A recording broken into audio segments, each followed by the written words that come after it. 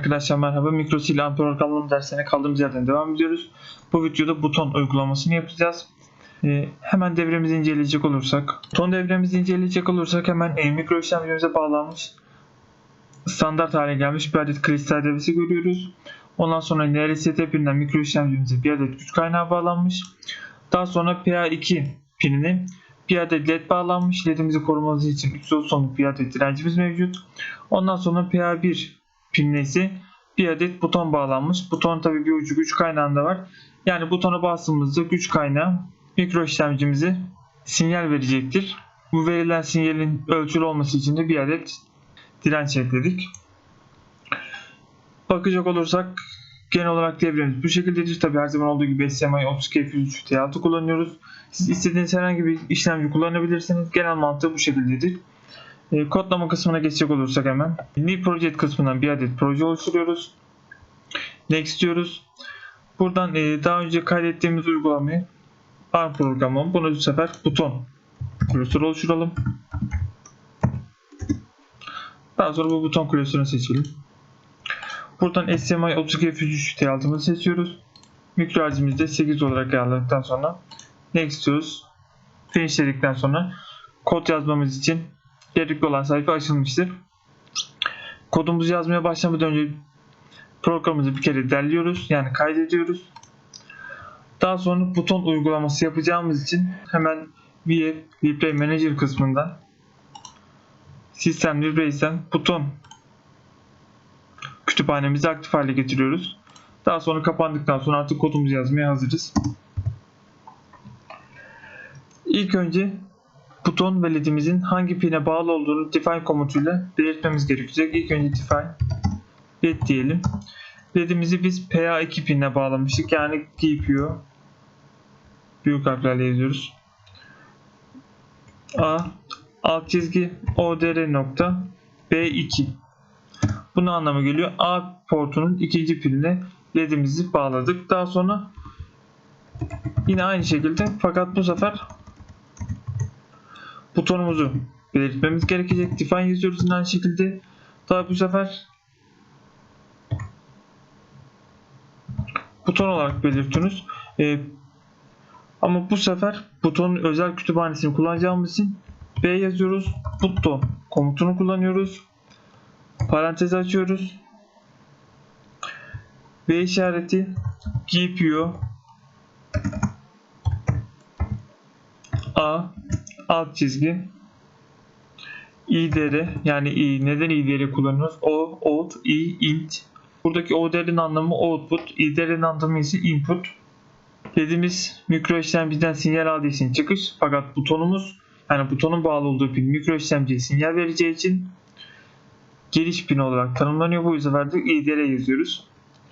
IDR'yi yazdıktan sonra virgül koyuyoruz. Daha sonra A portunun kaçıncı pine bağladığımızı soruyor. Biz birinci pine bağladığımız için 1 diyoruz. Virgül atıyoruz tekrar. Butona bastıktan kaç saniye sonra yani milisaniye sonra işlem başlasın. Biz diyoruz ki 100 milisaniye sonra buton sinyali aktif hale görsün. Yani bu da 1 bölü 10 saniyeye denk geliyor. 1 milisaniye. 1 saniye olduğu için tekrar virgül atıyoruz. Daha sonra tekrar 1 yazıyoruz. Buradaki 1'in anlamı ise aktif hale getiriyor. Eğer 0 yazsaydık butonu pasif hale getirmek için kullanıyorduk. Parantezi kapatıyoruz. Bu şekilde de buton kütüphanesinin kullanımını öğrenmiş olduk. Tekrar bakacak olursak A pininin birinci portuna 100 milisaniye gecikmeyle butonu aktif etmek için kullandığımız için de bir pasif hali, hani pasif mesela biz kapalı bir LED'i yakmak için kullandığımız için 1, fakat aktif bir LED'i kapatmak için kullansaydık bu 1 yerine 0 olacaktı. İstediğiniz şekilde siz ayarlayabilirsiniz kendinize göre. Daha sonra kodumuzu yazmaya devam ediyoruz. Her zaman olduğu gibi ilk önce giriş ve çıkış pinleri belirtiyoruz. LED'imiz için GPU, dijital çıkış olduğu için dijital, output dedikten sonra parantezimizi açıyoruz. V işareti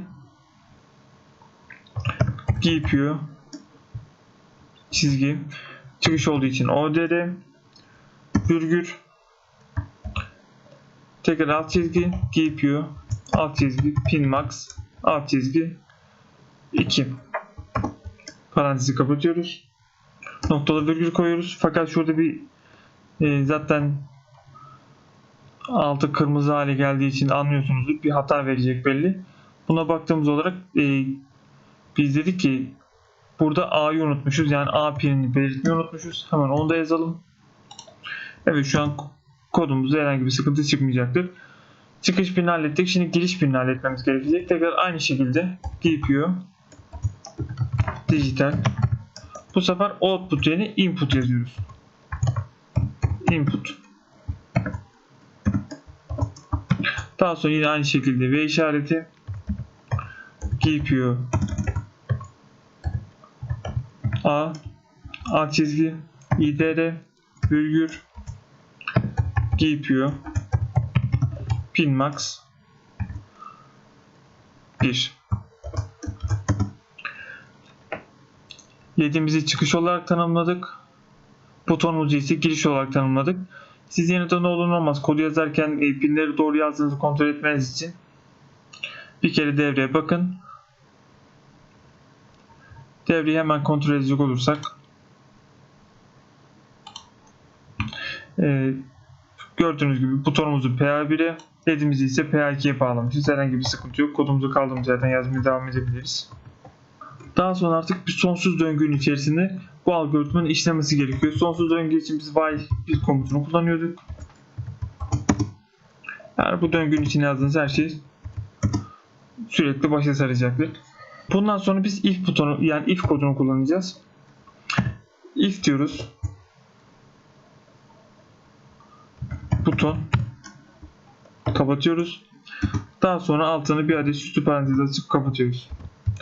Bu kod ne anlama geliyor? Eğer if butonunda yani buton burada belirttiğimiz buton aktif hale gelirse iki süslü parantezin içerisindeki kodu aktif hale getir. Eğer aktif hale gelmezse aktif hale gelene kadar while komutun içerisinde olduğu için sürekli başa sar. Şu an yazdığımız kodun algoritması budur. LED'imiz bir yansın. Bir saniye beklesin.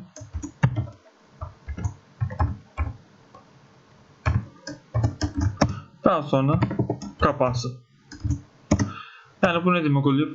Butona bastığımızda LED'imiz yanacak. Bir saniye bekleyecek. Daha sonra kapanacak. Fakat butonlarda şöyle bir muhabbet var. Butona bastığınız an mı yansın yoksa butona bastığınızdan yani parmağınızı butondan çektikten sonra mı aktif hale gelsin?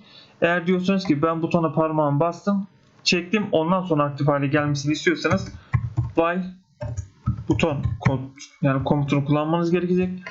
Bunun anlamı butona bastım, butondan elini çekene kadar bekle, LED'i aç, bir saniye bekle, LED'i kapat. Yani bunu kullanmazsanız butona bastığınız gibi LED'iniz yanacaktır. Ama while butonu kullanmakta fayda var. Bunun sebebi arka engelliyor.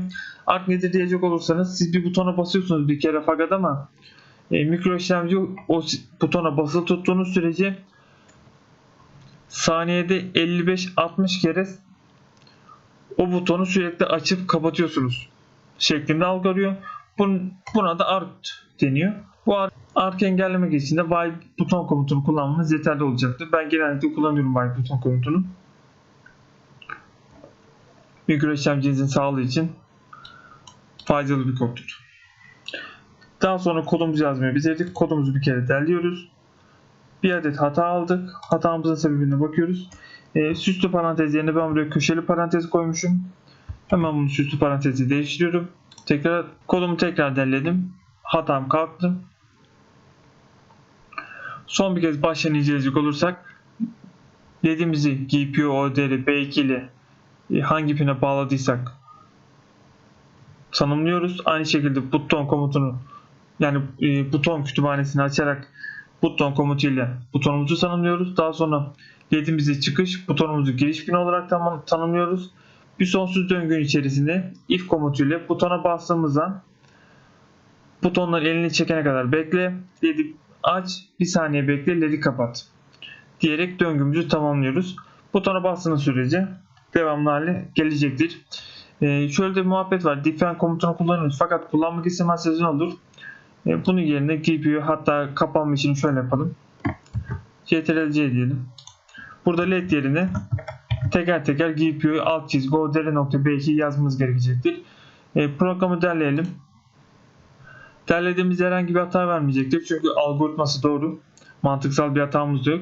Bu define komutunun kullanım kolaylığı budur. Hani tekrar tekrar bunu yazmak yerine led yazıyorsunuz.